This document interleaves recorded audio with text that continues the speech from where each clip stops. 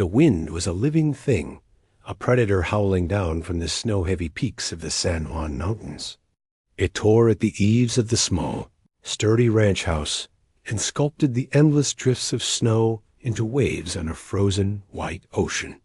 For 3 days, the world had been nothing but the wind and the swirling white of the blizzard, a storm that seemed almost personal in its fury, a perfect mirror for the one that had been raging inside Elias Thorne's own heart for a year. At 54, Elias looked 10 years older.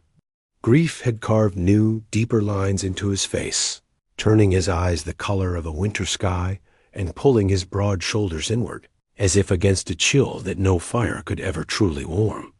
He sat in his worn leather armchair, a relic from a life that felt like it belonged to another man, staring into the hearth where a low fire sputtered and hissed. The house was silent.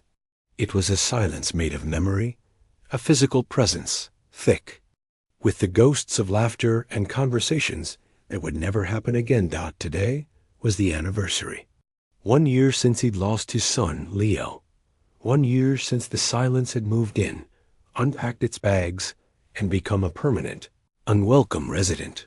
The calendar on the wall, a gift from the feed store, was still turned to February of the previous year. He'd stopped turning the pages after that terrible day. Time had become meaningless in this house. It was measured not in days or weeks, but in the slow, agonizing erosion of memory.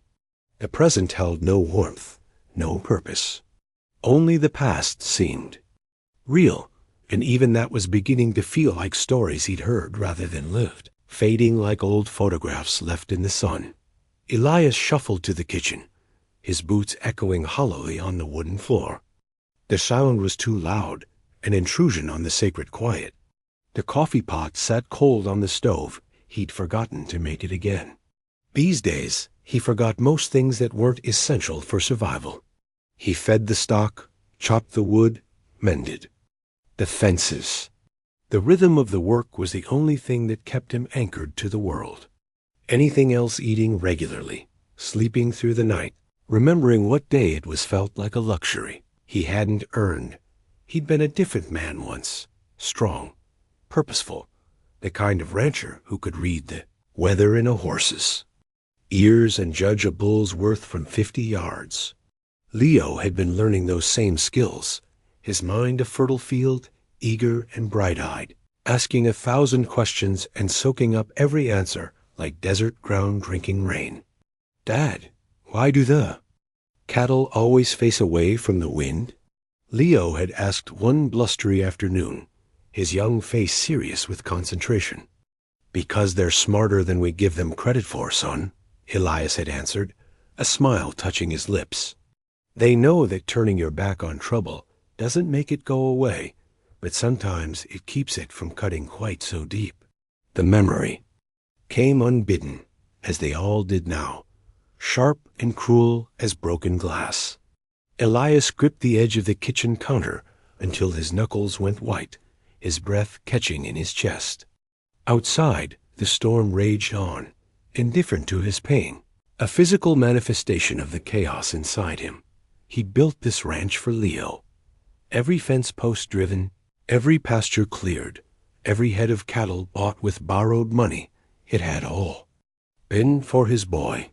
After his wife Mary was taken by consumption, Leo had become the sole focus of his world, the reason he got up in the morning.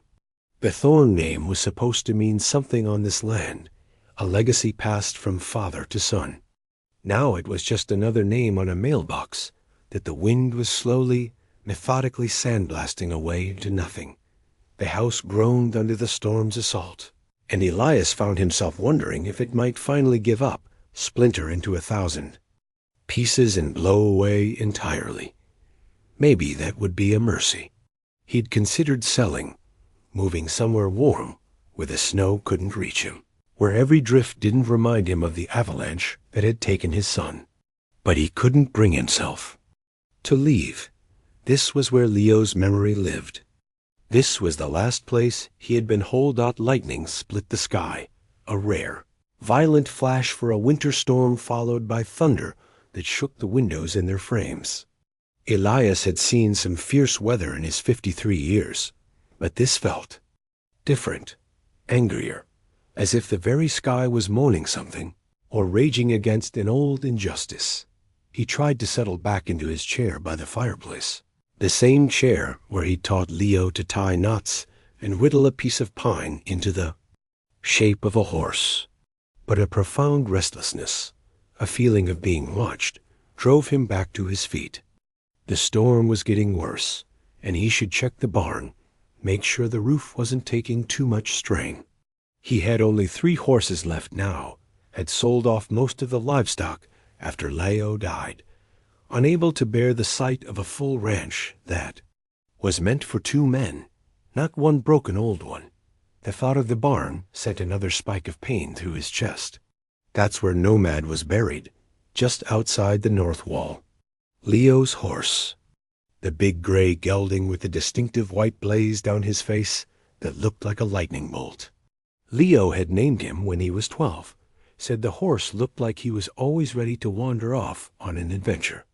Someday, Dad, Nomad and I are going to ride all the way to California, see the ocean. Is that so?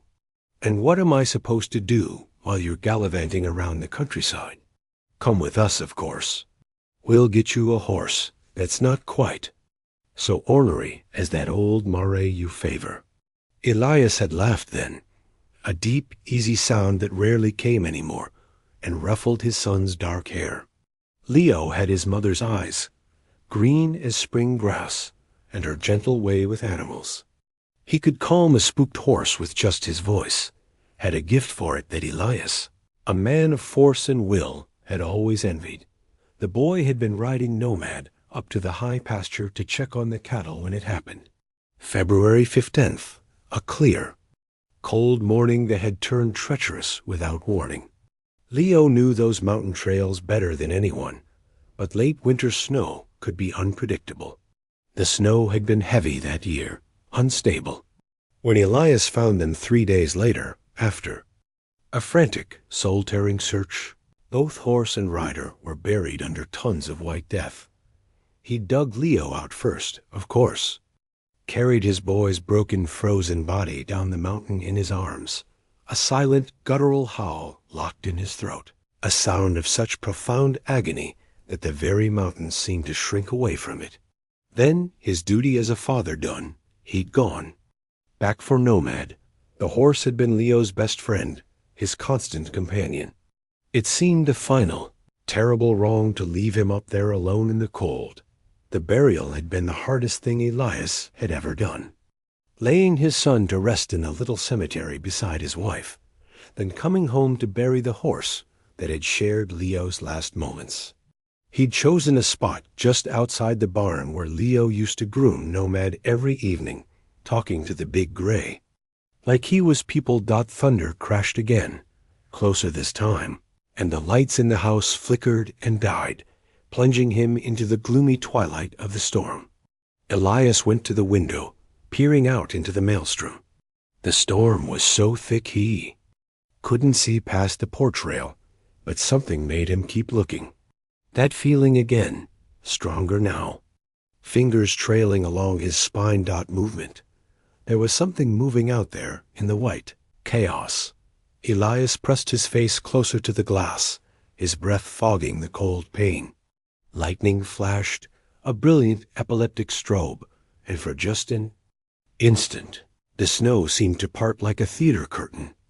A horse stood at his front gate, not sheltering against the storm, not moving or pawing at the ground, just standing there, perfectly still, as if the wind and snow were no more bothersome than a summer breeze.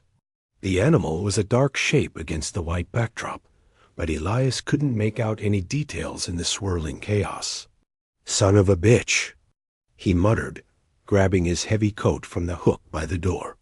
Some fool had lost his horse in the storm, and the poor animal would freeze to death if left out there much longer.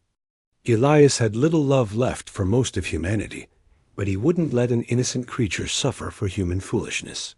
He pulled on his boots and fought his way out into the tempest. The wind hit him like a physical blow, a solid wall of force. That drove ice crystals into his face, hard enough to draw blood. The snow was knee-deep and getting deeper, but Elias pushed forward, following the fence line toward the gate, his lantern swinging wildly, its light a feeble, dancing globe. The cold was brutal, the kind that made your lungs ache and your bones feel brittle. He could barely see his own feet, let alone a horse that might have wandered off already.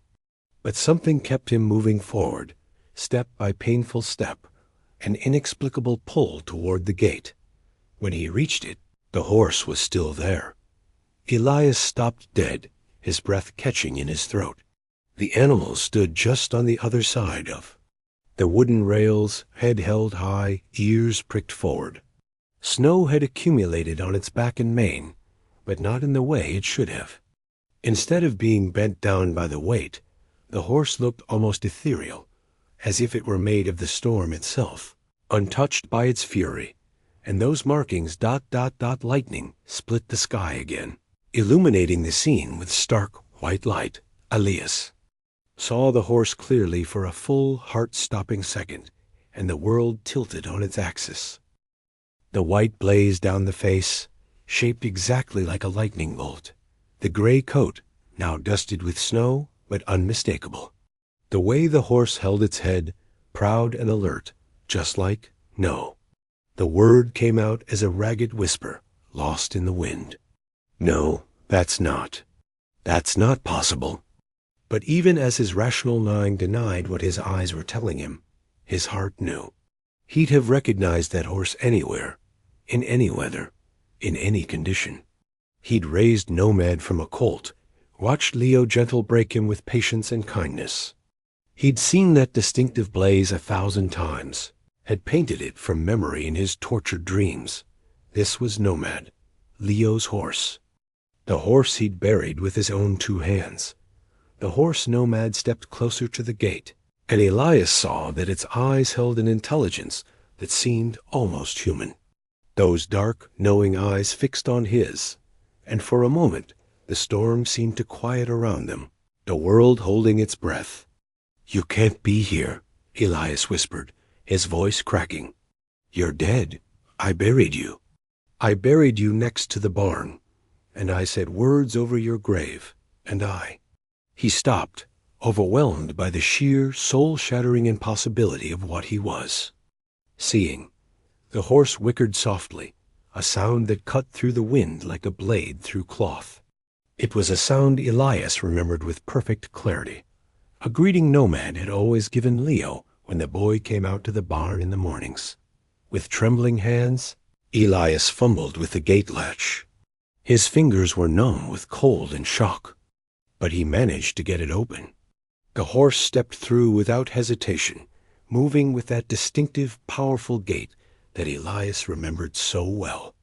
No limp from old injuries, no signs of age or suffering. Nomad looked exactly as he had in life, strong, healthy, and impossibly, terrifyingly present. "This isn't real," Elias said, a mantra against madness, but he was already reaching out to touch the horse's neck.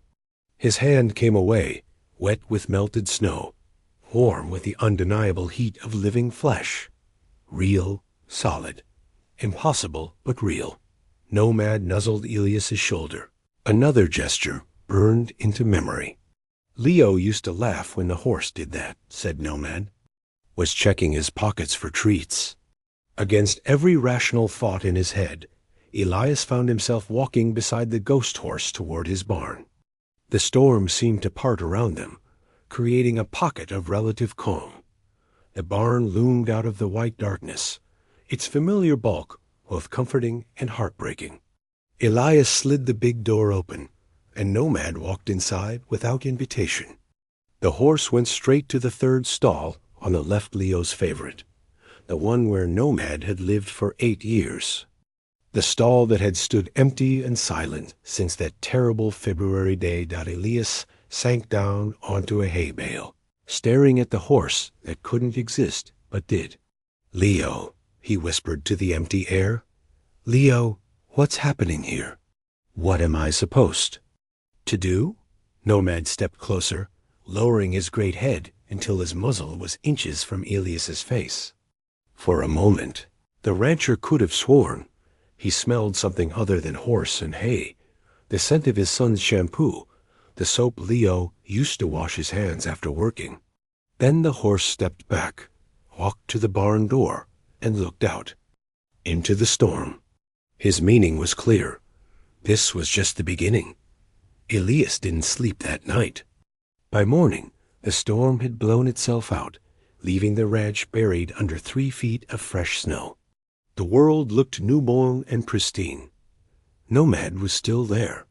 The horse stood in the barnyard, perfectly still, facing not the house, but the mountains, the high country where Leo had died. Snow covered the animal's back and mane, but he didn't seem to feel the cold. He just stood there, waiting, a sentinel keeping watch over secrets buried in the winter landscape. The day passed in a strange, dreamlike haze.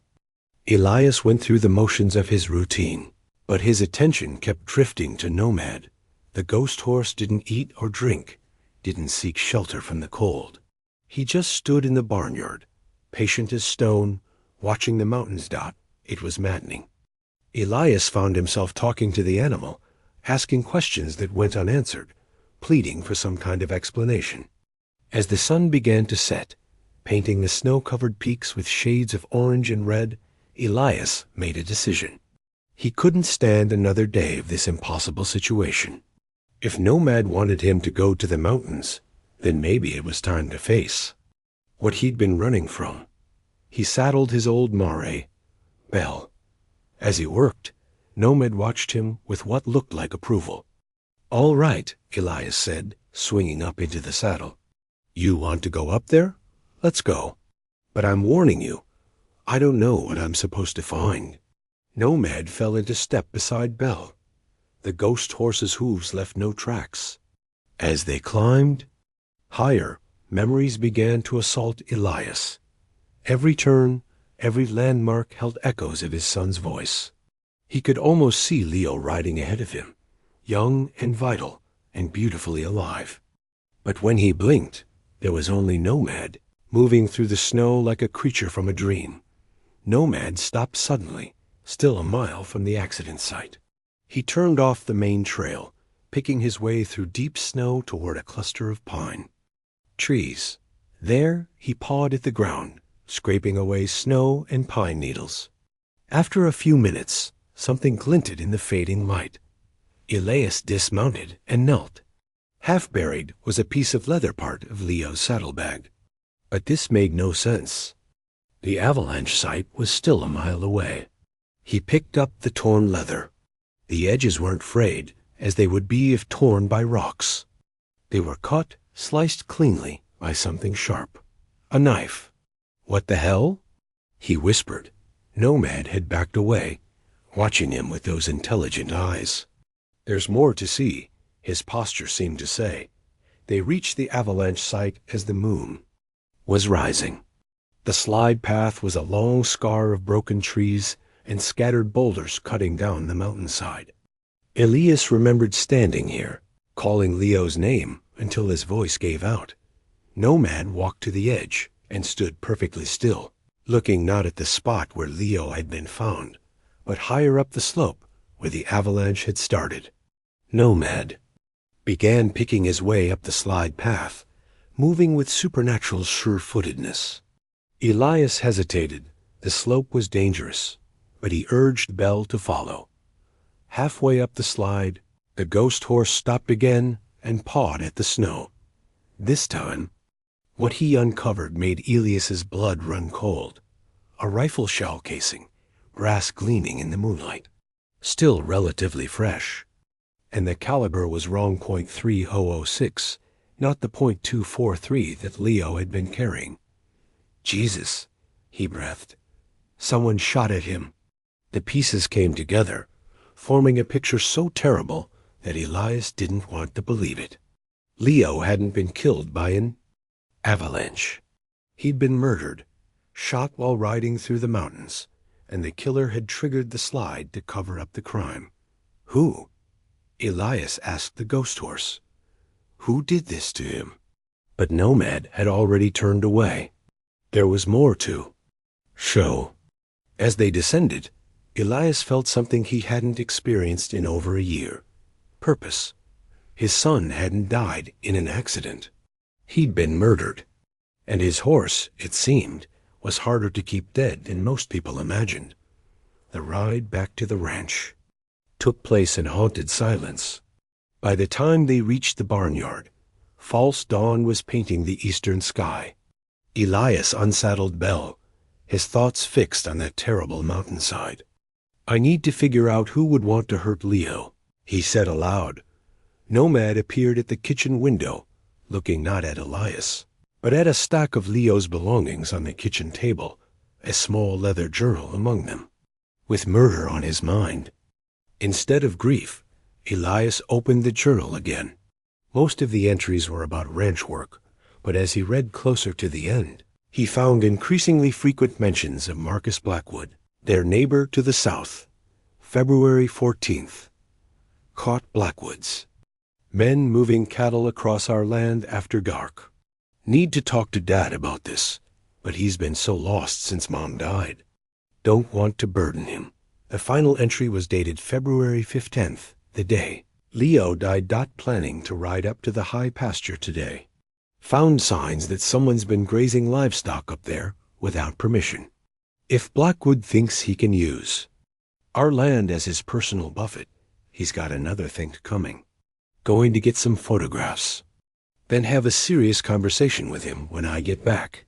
Leo had never come back. Elias set the journal down with trembling hands. Marcus Blackwood.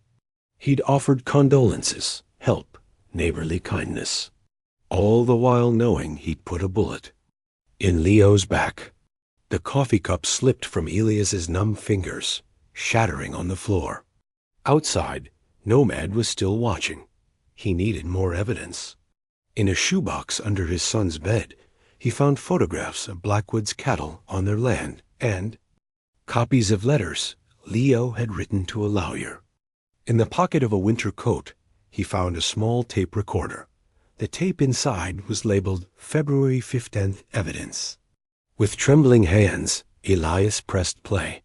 His son's voice filled the barn, young and alive and terrifyingly present. Double quotes ... definitive. Proof that Marcus Blackwood has been grazing his cattle on our land. I'm going to take some photographs ... confront him. There was a pause. Actually, I think I see someone coming up the trail. Looks like, yeah, that's Blackwood's truck ... I'm going to hide the tape recorder in case this goes bad. If anyone finds this, know that Marcus Blackwood has been stealing from the Thorn Ranch ... The recording cut off. This was it, proof that Blackwood had been at the avalanche site. He was sitting at his kitchen table when he heard a truck coming up his driveway. It was Marcus Blackwood. Afternoon, Elias, Blackwood called as he approached the porch. Thought I'd stop by. That was quite a storm. Elias forced himself to remain calm. Marcus, he said, opening the door. You look tired, Blackwood said, studying Elias's face with sharp eyes. Everything all right? Just didn't sleep well. They sat at the kitchen table. Blackwood talked about the weather, about cattle prices. Then, I was up in the high country yesterday, and I could have sworn I saw horse tracks leading up toward the old avalanche site. You haven't been riding up there, have you? Elias felt ice flood his veins. Can't say that I have. Course not, Blackwood said, but his eyes remained sharp. Painful memories. Still, if you ever do, hate for you to have an accident like what happened to Leo. After Blackwood left, Elias sat for a long time. The man's visit hadn't been social, it had been reconnaissance. Blackwood suspected something. Time was running out. The next morning, Elias loaded his truck with the evidence and his rifle. Nomad materialized beside the truck, climbing into the passenger cab with an impossible grace.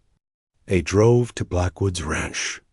"We need to talk, Marcus," Elias said, getting out of his truck in the south pasture where Blackwood was working.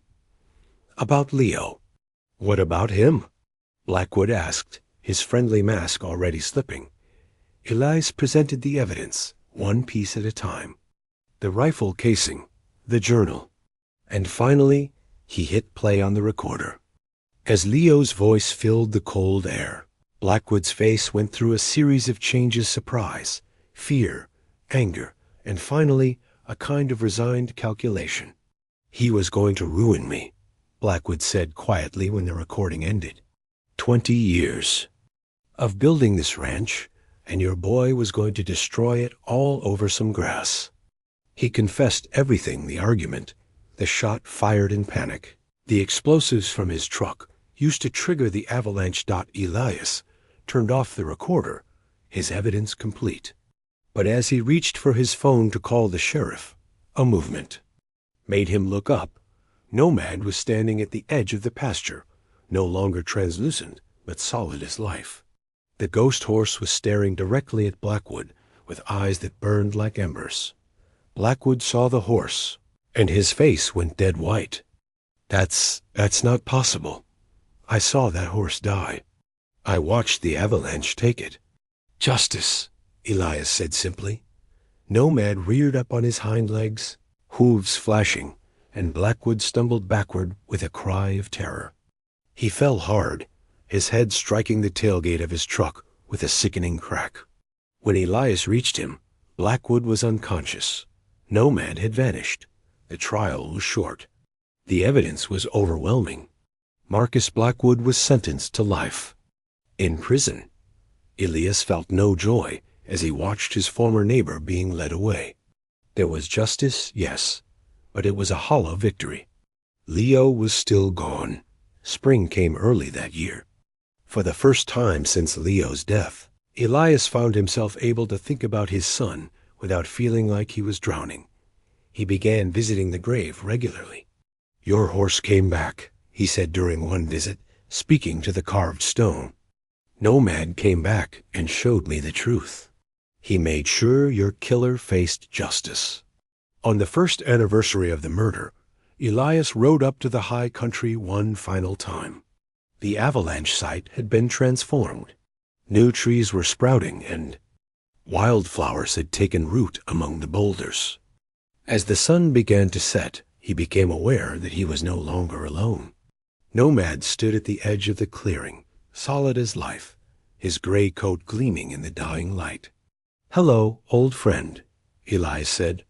Nomad nuzzled Elias's shoulder. Then he stepped back and looked toward the western horizon, where the sun was sinking in a blaze of gold. "Is he there?" Elias asked. "Is Leo waiting for you?"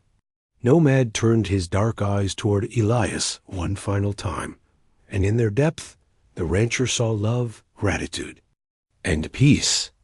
The ghost horse walked toward the sunset, his form shimmering until he became translucent as morning mist, then vanished completely. Elias stood alone in the gathering darkness. But for the first time since Leo's death, he didn't feel lonely. His son was at peace, reunited with his beloved horse. The ghost had delivered his message and found his rest. As Elias rode back down the mountain, he felt something he'd thought was lost forever: hope. The storm of grief had finally passed, and in its wake, the dawn was breaking clear and bright.